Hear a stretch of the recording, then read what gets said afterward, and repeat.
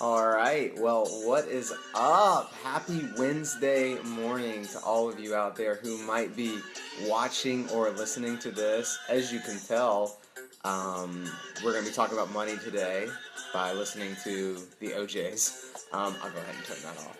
But I did, like I said, I want to start talking about money. It's something we've been doing the past 2 days as well.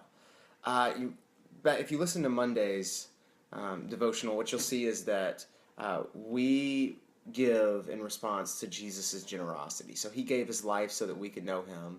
And then yesterday we talked about the fact that when we give, other people can see Jesus' generosity in us, which is awesome. So what I wanted to talk about this morning is how we, as Christians, like if you're watching this and you're a non-Christian, you're listening to this and you're a non-Christian, welcome. Glad you're watching. Glad you're listening. But I want you to just feel free to just kind of take a step back and just listen, watch, kind of observe, and understand what we Christians do as it pertains to generosity. But if you are a Christian, this is a great tool that Jesus gives us to help us see if we're struggling with greed or if we're walking in the generosity, financially speaking, that he calls us to. So let me explain what I'm going to talk about. Matthew chapter 6. We're going to look in verses 19 through 21. I just want to read it. Jesus says this. He says, "Do not lay up for yourselves treasures on earth, where moth and rust destroy, and where thieves break in and steal. But lay up for yourselves treasures in heaven, where neither moth nor rust destroys, and where thieves do not break in and steal. For where your treasure is, there your heart will be also."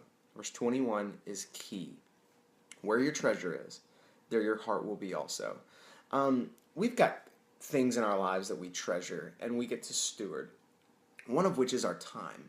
I think time is one of the most treasured and valuable things that we as human beings possess because it's non-renewable. Like if you go blow some cash on something stupid, like you can go out and get a job, make more cash. You can't get that time back. So imagine with me for a second that I was telling you that I love my daughters. I was telling you how much I love my daughters and I care about my daughters. I got 2 daughters, and I'm like, I just love them so much.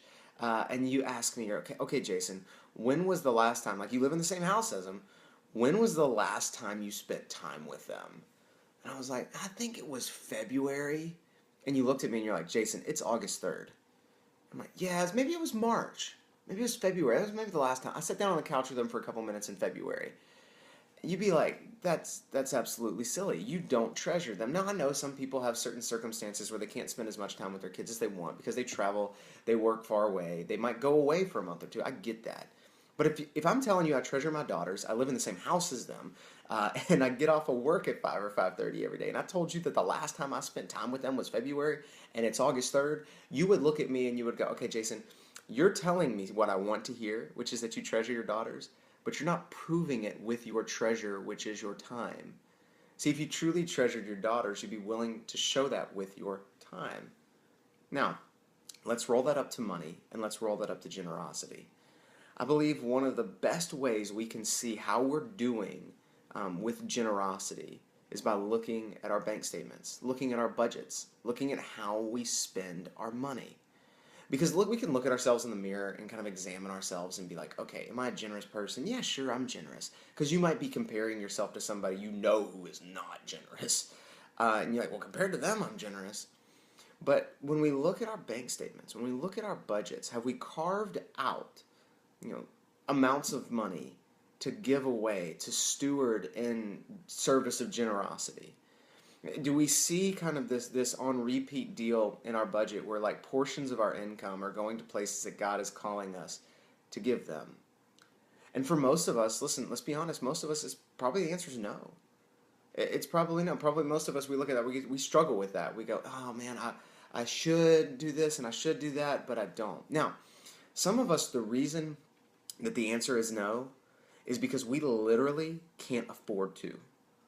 Like we're struggling to make ends meet, keep the lights on, keep the kids fed and clothed. And by the time all those things are said and done, we're already over and putting money on the credit cards because we're not making enough money to make ends meet.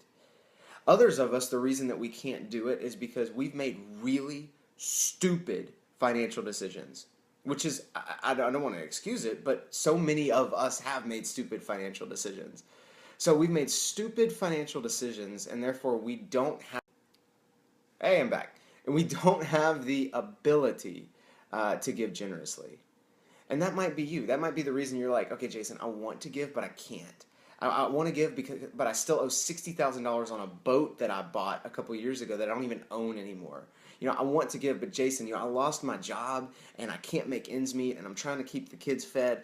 Listen, I get that, and I said this to our church. I said this to our church when I was teaching this the other day. I said, look, if that's you, like, pull me aside. I'd love to talk to you, counsel you. I did graduate with a degree in finance. I mean, granted, I was basically like getting straight C's in my finance classes, but I was like, I understand that. But for so many of us, that's not our story. It's just simply that we just haven't carved out that amount in our budget. We haven't carved out that routine of being generous. And so my encouragement to you, listen, once again, I'm talking to Christians. My encouragement to you as a Christian, someone who has been on the receiving end of Jesus' generosity, and who therefore is called to be a generous person in order that others can see the generosity of Jesus through your generosity. My encouragement for you as a Christian is to practice generosity. Practice generosity. Look for opportunities to give to the local church. Absolutely, I believe in the tithe. Absolutely give to the local church. And I can say that because most of you aren't a part of, my church. So I'm just asking you to be a part of a local church and give. Also look for opportunities to give above and beyond, to carve out maybe a fraction of your income and say, hey, we want to give this away each month to people who we see might be in need. It's kind of a thing we don't tell people about. It's not something, we're not giving to some big organization. It's just, I know this person from this thing, and I know they need tires on their car. I know this person from this thing, and I know that they need, help buying their groceries at this time. And we're carving out money as an individual, or if you have a family, you can make this a family deal. Teach your kids about generosity. Because remember, I've tried to reiterate this over and over again because I don't want anybody watching this and getting the wrong idea. We don't give in order to earn God's favor. Like if you're a non-Christian and you're watching this, you think, oh, you know what I'm going to do? I'm going to buy God's love. I'm going to buy God's love. You can't do that. Jesus has already purchased your forgiveness on the cross. You just simply receive it. And so my encouragement to you as a non-Christian is to see that the reason that we as Christians, we want to be generous is we're doing it in response to Jesus' generosity to us. He came, he died, he gave his life. Because he gave his life, because he resurrected from the tomb, we're forgiven, we have life. That's why we give. So anyway, I hope this was helpful, and I hope you guys have a great Wednesday.